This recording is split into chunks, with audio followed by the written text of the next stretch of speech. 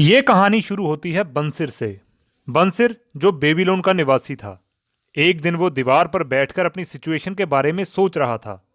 तभी उसका दोस्त कॉबी उसके पास आया जिसे बंसिर से कुछ पैसे उधार चाहिए थे। बंसिर और कॉबी कई सालों से एक अच्छे दोस्त थे, लेकिन उस टाइम बंसिर के पास कॉबी को देने के लिए पैसे ही नहीं थे, तो उसने कॉबी को मना कर दिया। इनफैक्ट वो खुद पैसे की तंगी से गुजर रहा था। कॉबी ये सुनकर काफी डिसअपॉइंटेड हुआ और दोनों पैसे की प्रॉब्लम को डिस्कस करने लगे। दोनों को रियलाइज हुआ कि शायद आगे चलकर उनके बेटे भी जिंदगी भर गरीब ही रहेंगे, क्योंकि वो भी तो उन्हीं के फुटपाथ पर चल रहे थे। जब उनकी डिस्कशन एक इंपॉर्टेंट पॉइंट पर पहुंची तो दोनों ने फील किया कि उन्हें ज्यादा पैसे कमाने के तरीके ढूंढने चाहिए। वे दोनों अपने अपने हालात पर रोने लगे। तभी उन्हें अपने दोस्त अरकत की याद आई, जो बेबीलोन का सबसे अमीर आदमी था। दोनों ने डिसाइड किया कि क्यों ना चलकर अपने दोस्त की मदद ली जाए, अपनी प्रॉब्लम अपने दोस्त को बताई जाए, हो सकता है वो इसका कुछ सल्यूशन बता सके। और जब वो दोनों उसके पास गए तो अरकत ने उन्हें लॉ ऑफ कैपिटल मेकिंग के बारे में बताया।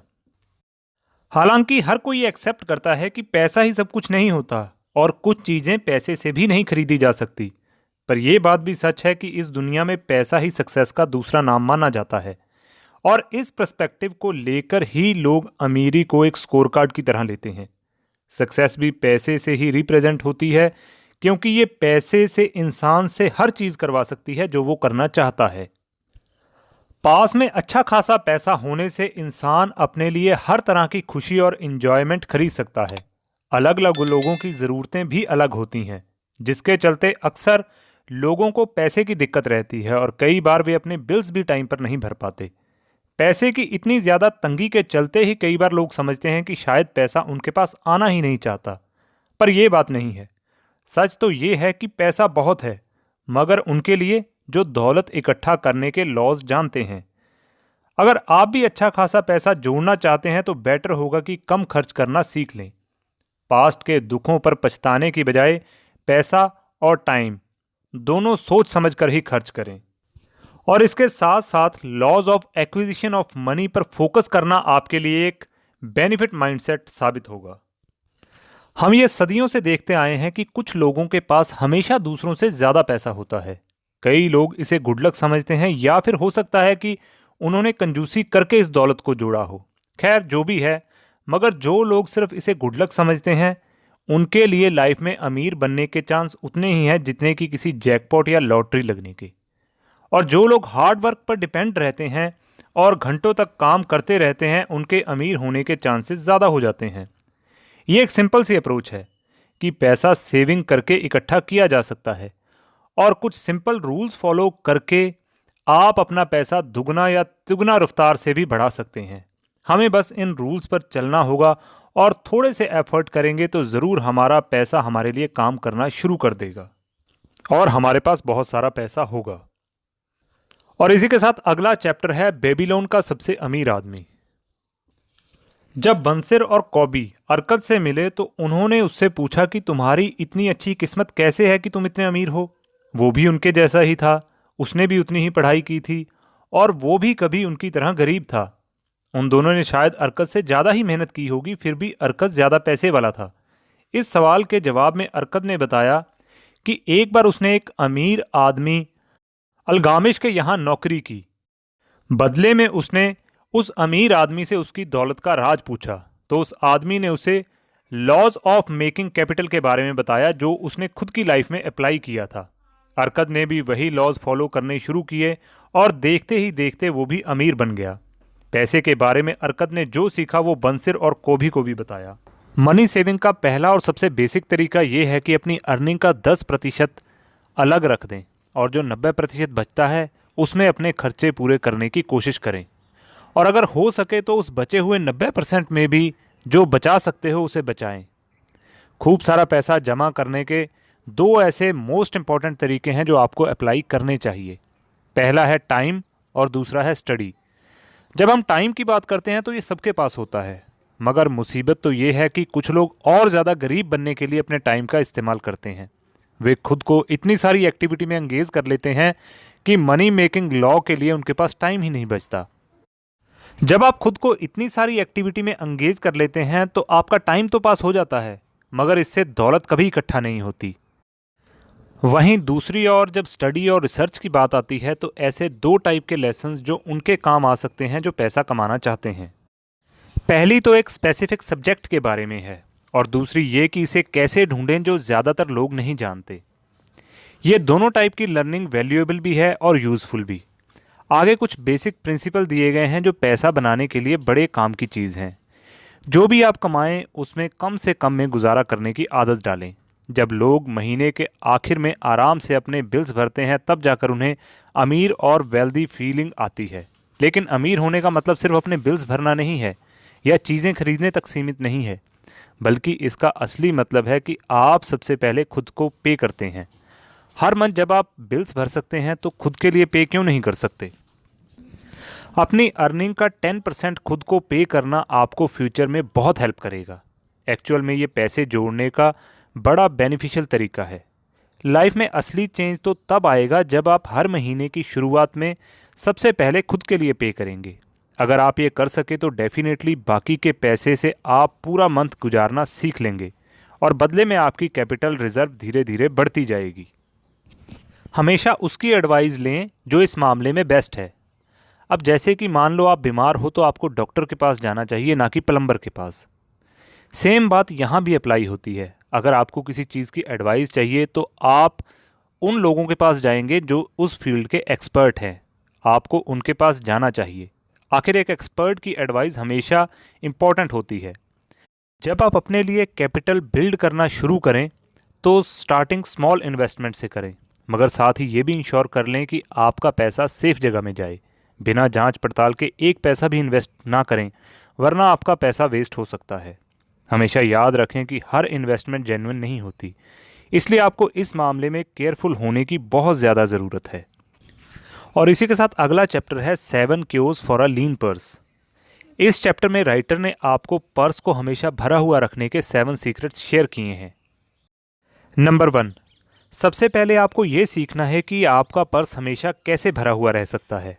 आपको बस एक सिंपल रूल फॉलो करना है। जैसे कि अगर आप अपने पर्स में 10 कॉइन्स डालते हैं जो आपने कमाए हैं, तो इसमें से सिर्फ 9 कॉइन्स ही आपने स्पेंड करने हैं, यानी खर्च करने हैं। बाकी बचा हुआ एक कॉइन हमेशा सेव करना है। ये वाला रूल फॉलो करते ही आपका बैग तेज़ी से भरने लगेगा और जल्दी ही आप अपना 9 कॉइन्स में ही मैनेज करना सीख जाएंगे, जिसको आप पहले 10 कॉइन्स में करते थे। नंबर 2, आपको अपने खर्चों पर लगाम लगानी होगी। नॉर्मली ये माना जाता है कि जिसकी जैसी इनकम होती है उसका खर्चा भी वैसा होता है, लेकिन ये बात एकदम गलत है क्योंकि ये मनी मेकिंग के खिलाफ है। तो अगर आपकी इनकम बढ़ भी जाए या आपको कहीं से ज़्यादा पैसे आ भी जाएं, तब भी आपको अपने खर्चों को कम ही रखना होगा। अपनी डिज़ायर को नीड्स से कंफ्यूज ना करें। अपने मनी रिजर्व को बढ़ाने के लिए एक्स्ट्रा इनकम को किसी इन्वेस्टमेंट टूल में लगाएं।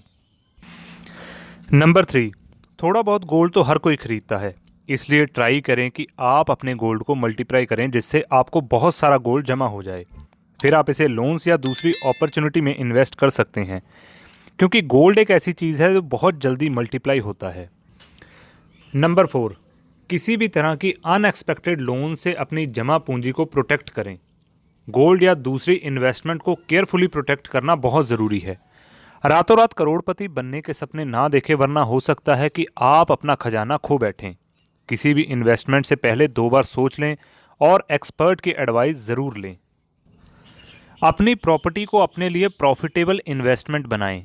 जैसे अगर आपके पास एक्स्ट्रा मकान या ज़मीन है तो उसे रेंट पर लगा दें, जिससे हर मंथ आपकी एक्स्ट्रा इनकम हो जाएगी और फिर उस पैसे को आप रिजर्व कर सकते हैं या फिर आगे इन्वेस्टमेंट कर लें। नंबर 6, हर किसी को प्लान बना के फ्यूचर इनकम के लिए कोई काम ज़रूर करना चाहिए। शॉर्ट में बोलें तो आपको अपने बच्चों, पेरेंट्स या अपनी ओल्ड एज के लिए किसी भी तरह की फ्यूचर इनकम का अरेंजमेंट करना होगा। इसके लिए मकान या लैंड में अपना पैसा इन्वेस्टमेंट कर सकते हैं। 7th पॉइंट यानी सबसे लास्ट पॉइंट, सबसे इम्पॉर्टेंट पॉइंट है कि खुद को इम्प्रूव करें। अपनी अर्निंग एबिलिटी को इंक्रीज़ करें ताकि आप ज़्यादा से ज़्यादा कमा सकें। जितना ज़्यादा कैपेबल आप होंगे उतनी ही बेटर अपॉर्चुनिटीज़ आपको मिलती रहेंगी और आपकी अर्निंग बढ़ती रहेगी। और इसी के साथ अगला चैप्टर है गुड लक की देवी से मिले। जो लोग सही अपॉर्चुनिटी को एक्सेप्ट करते हैं, गुड लक भी उन्हीं का दरवाज़ा खटखटाती है। गुड लक एक ऐसी चीज़ है जो हर कोई अपने लिए चाहता है। हमें अपनी लाइफ में, बिजनेस में या किसी भी काम में गुड लक की ज़रूरत पड़ती है। लेकिन बहुत से लोगों को लगता है कि गुड लक भगवान की दी हुई कोई चीज़ है।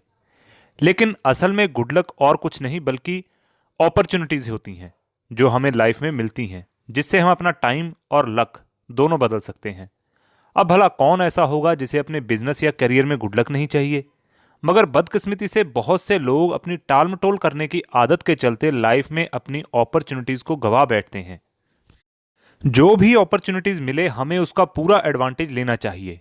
इंसान में इतनी एबिलिटी होनी चाहिए कि वो किसी भी बिजनेस प्रपोजल को समझ सके। गुड लक को अट्रैक्ट करने का ये एक स्ट्रॉन्ग और इफेक्टिव तरीका है। जो लोग खाली हाथ पर हाथ रखकर बैठे रहते हैं उनसे तो ये बहुत अच्छा है। कुछ लोग इंतज़ार करते हैं कि हर चीज़ सिल्वर प्लेट में उनके सामने आ जाएगी, मगर ऐसा होता नहीं है, क्योंकि हमें अपना गुड लक खुद क्रिएट करना पड़ता है। ये एक मेहनत का काम है। और इसी के साथ अगला चैप्टर है गोल्ड्स के 5 लॉज। सबसे पहला है, जो इंसान अपनी इनकम का 1/10 सेव करता है वो अपने और फैमिली के लिए बेटर फ्यूचर के लिए आराम से गोल्ड जमा कर सकता है। सेकंड, जो लोग गोल्ड को प्रोडक्टिव तरीके से इन्वेस्ट करते हैं ये उनको बहुत जल्दी और डिलिजेंट तरीके से प्रॉफिट दिलाता है। थर्ड, इंटेलिजेंट लोग इसे सही तरीके से और सही जगह पर इन्वेस्ट करते हैं और उनके पास गोल्ड रहता है। फोर्थ, जो लोग गलत तरीके से गोल्ड बेवजह कहीं भी इन्वेस्ट कर देते हैं उन्हें गोल्ड का प्रॉफिट नहीं मिलता बल्कि वो उल्टा नुकसान में होते हैं। फिफ्थ, गोल्ड ग्रीडी लोगों से दूर भागता है जो इसे ऐसे प्रॉफिट्स बनाने के लिए यूज करते हैं जो एक तरह से इम्पॉसिबल ही होते हैं। और इसी के साथ अगला चैप्टर है the gold lender of Babylon. इस चैप्टर में स्टोरी थोड़े डिफरेंट ट्रैक पे मूव हो जाती है। ये स्टोरी एक स्पीयर मेकर की है जिसे राजा से 50 फीस गोल्ड गिफ्ट मिलता है। उसे बढ़िया क्वालिटी के स्पीयर्स बनाने होते हैं तो स्पीयर मेकर रोदान एक मनी लेंडर के पास जाता है जिसका नाम था मथोन। रोदान मथोन से मॉनेटरी एडवाइस लेना चाहता था क्योंकि उसे इस बारे में कोई खास आइडिया नहीं था। साथ ही उसने ये भी बताया कि उसकी बहन को कुछ पैसे चाहिए जिससे कि वो एक मर्चेंट बन सके। रोदान की बात सुनकर मथोन उससे कहता है कि वो उसे 2 डिफरेंट स्टोरी सुनाएगा जिसे सुनकर शायद वो कोई बेटर डिसीजन ले सके। अपने फ्रेंड्स की हेल्प करना कॉमन बात है, लेकिन अगर आप हेल्प कर रहे हैं तो कुछ इस तरह से करें कि वो आपके दोस्तों को एहसान न लगे। जैसे एग्जाम्पल के लिए मैथान ने एक फार्मर की स्टोरी सुनाई। ऐसा फार्मर जो एनिमल्स की लैंग्वेज जानता था। एक दिन शाम के वक्त वो फार्मर अपने स्टेबल के सामने से गुजर रहा था तो उसने अपने बैल को गधे से बोलते हुए कहा, मेरा काम तुम्हारे काम से ज्यादा मुश्किल है क्योंकि मुझे पूरा खेत जोतना होता है जबकि तुम सिर्फ फार्मर को अपनी सवारी कराते हो। बैल की बात सुनकर गधे ने कहा कि तुम कल बीमार होने का नाटक करना, फिर तुम्हारा काम मैं कर लूंगा। दूसरे दिन प्लान के हिसाब से बैल बीमार हो गया तो फार्मर ने उसके बदले गधे को खेत जोतने का काम दिया। शाम को बैल ने गधे को शुक्रिया अदा किया कि उसने उसकी इतनी मदद की और उसे रेस्ट कराने का मौका दिया। ये बैल और गधे की ट्रू फ्रेंडशिप की स्टोरी थी जो मथान ने रोदान को सुनाई। अब दूसरी स्टोरी इस तरह है। एक बार माथोन ने रोदान से पूछा कि क्या इसे ट्रू सेंस में लोन माना जाएगा अगर लोन लेने वाला इंसान उसे रीपे ना कर सके तो। माथोन ने खुद ही अपने सवाल का जवाब देते हुए कहा, उसने कहा कि 3 टाइप के बोरोवर्स होते हैं। फर्स्ट टाइप के वो जो अपनी कैपेसिटी से ज़्यादा लोन लेते हैं, सेकंड टाइप के वो जो अपनी कैपेसिटी के हिसाब से लोन लेते हैं और उसे रिटर्न आराम से कर देते हैं, जबकि थर्ड टाइप के वो होते हैं जिनके पास ना तो कोई प्रॉपर्टी होती है और ना ही किसी तरह की पक्की इनकम का कोई सोर्स। ये लोग लोन लेके कभी वापस नहीं करते, तो इन थर्ड टाइप के लोगों को कभी लोन देना नहीं चाहिए। इससे रिलेटेड कुछ और भी स्टोरीज थी। जैसे एक औरत थी जिसने अपने बेटे को मर्चेंट बनाने के लिए कुछ पैसे उधार लिए थे। उसने अपने गहने गिरवी रखने के लिए दिए तो माथोन उसे मना नहीं कर पाया। माथोन को यह आइडिया पसंद आया कि पैसे के बदले रियल सिक्योरिटी यानी गोल्ड गिरवी रखा जा सकता है जिससे उधार देने वाला भी घाटे में ना रहे। बेसिकली ये एक वाइज पर्पस था। मोरल ऑफ स्टोरी ये है कि आप एक्स्ट्रा इनकम के लिए लोगों को लोन प्रोवाइड करा सकते हैं। मगर किसी को उधार देने से पहले ये श्योर कर लें कि लोन लेने वाला आपको पैसे वापस कर सकता है। अगर आपके पैसे फंस गए तो इससे आपका बड़ा लॉस होगा, इसलिए बेटर होगा कि थोड़ा अलर्ट रहा जाए ताकि बाद में पछताना ना पड़े। हमेशा अपनी सिक्योरिटी का ध्यान पहले रखें। इन दोनों स्टोरीज से हमें ये सीख मिलती है कि दूसरों का बोझ अपने सिर ना ढोएं, और दूसरी सीख ये है कि अपनी इनकम इंक्रीज करने के लिए लोन पर पैसे देना बढ़िया आइडिया है, लेकिन पॉइंटलेस प्लेजर्स यानी बेमतलब का पैसा उधार देने से बचा जाए ताकि आपका लॉस ना हो सके। और अगला चैप्टर है the walls of Babylon. Babylon की दीवार एक इंसान की नीड और प्रोटेक्शन की डिजायर का एक आउटस्टैंडिंग एग्जाम्पल है। इस चैप्टर में एक सोल्जर की स्टोरी है जो बेबीलोन के गेट्स का गार्ड था। अपनी 150 यानी 150 फीट हाइट की वजह से बेबीलोन की दीवार बहुत पॉपुलर थी। एक बार एनिमी ने बेबीलोन पर अटैक कर दिया। 4 हफ्तों तक लड़ाई चलती रही, मगर फिर दीवार की हाइट और थिकनेस की वजह से दुश्मनों ने हार मान ली और पीछे हट गए। तो इस स्टोरी से हमें यह सीख मिलती है कि हम चाहें तो खुद को अनएक्सपेक्टेड ट्रेजेडी से खुद को हम गार्ड कर सकते हैं, बस अपने आप को शांत रखने की जरूरत है। और इसी के साथ अगला चैप्टर है the camel trader of Babylon, यानी बेबीलोन का कैमल ट्रेडर। यह चैप्टर एक भूखे आदमी के बारे में है जो 2 दिनों से भूखा था, इसलिए उसने 2 फिग्स चुराकर खा लिए और इससे पहले कि वो पकड़ा जाए वो भाग गया। तब उस भूखे आदमी को, जिसका नाम तारकत था, एक दबासीर नाम का आदमी टकराया। दबासीर कभी सीरिया में स्लेव हुआ करता था। किसी जमाने में वो अपने फादर के साथ उनके सैंडल मेकिंग बिजनेस में हाथ बटाता था, मगर अपनी एक्स्ट्रावेगेंट लाइफस्टाइल की वजह से उसने सारा पैसा उड़ा दिया। उसके सिर पर उधारी चढ़ गई थी। उसकी बीवी भी उसे छोड़कर चली गई थी। दबासीर तारकत को एक ढाबे में लेकर गया और उसको खाना पीना खिलाया। उसने तारकत को अपनी लाइफ की स्टोरी के बारे में बताया कि कैसे वो सीरिया में गुलामी की जिंदगी जी रहा था और वहां से किसी तरह से बचकर भाग गया था। और फिर उसे एक नया मास्टर मिला जिसने उसे अपनी बीवियों के हरम की देखभाल के लिए गार्ड की नौकरी दी थी। किस्मत से उसके मास्टर की सबसे बड़ी वाइफ ने कहा कि उनके पास पहले ही बहुत गार्ड हैं, इसलिए तारकत को कैमल की देखभाल के लिए काम दिया जा सकता है। और इस तरह सब कुछ लुटाकर गरीबी की मार झेल रहे एक इंसान को फिर से अच्छी लाइफ जीने का मौका मिला और वो अब हर तरह से आज़ाद था। इस स्टोरी से हम ये समझ सकते हैं कि जहां डिटर्मिनेशन होती है वहां कोई ना कोई रास्ता अपने आप निकल ही आता है। और बढ़ते हैं अगले चैप्टर की तरफ, जो है the clay tablets from Babylon. ये चैप्टर 5 टैबलेट्स में डिवाइड है। हर टैबलेट में दबासीर की स्टोरी और भी डिटेल में दी गई है। इसमें बताया गया है कि दबासीर ने कैसे अपने सारे कर्जे उतारे और अपनी लाइफ के साथ एक हेल्दी और वेल्दी लाइफ जीने का रिलेशन बनाया।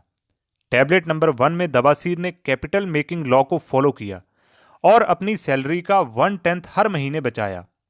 अब जब वो बेबीलोन वापस आया तो उसकी बीवी भी उसके पास लौट आई और दोनों खुशी खुशी एक साथ रहने लगे। दबासीर अपनी अर्निंग के 7/10 से अपने सारे बिल्स भर लेता था। फिर बचे हुए पैसे से वो पूरा मंथ निकाल लेते थे। वो बाकी के बचे हुए 2/10 से क्रेडिट्स के कर्जे चुका देता था।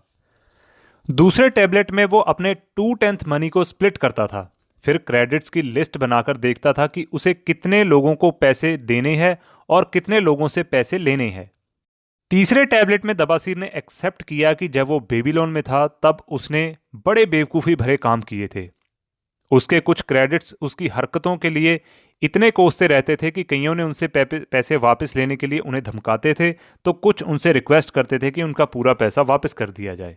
मगर इस बार दबासीर ने यह पक्का इरादा बना लिया था कि सबकी वो पाई पाई वापस चुका देंगे।